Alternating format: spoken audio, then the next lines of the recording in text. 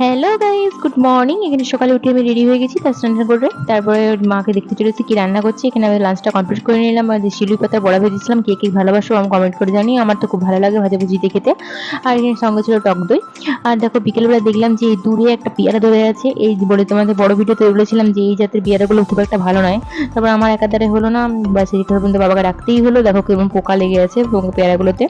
তারপর প্রচুর সঙ্গে একটু খেললাম, মানে একটু একটু দেখাচ্ছিলাম। তারপরে যেহেতু সন্ধ্যাবেলা পড়তে চাইছিল না, সেই জন্য এখন পড়ানোর চেষ্টা করছিলাম। তারপরে জলমুড়ি খেয়েছিলাম।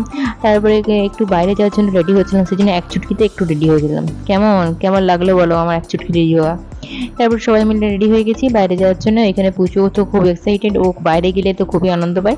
তারপরে দেখো দোকানে চলে এসেছি, টুকিটাকি কেনাকাটা করবো। ওইখানেও এসে ওর মানে মজা শেষ হয়নি। তারপর ঘরে চলে এলাম। তারপরে দেখো টুকটাক লেস কুরকুরে সব কিনেছিল। আমি এখানে ভিডিওটা কমপ্লিট করলাম। টাটা।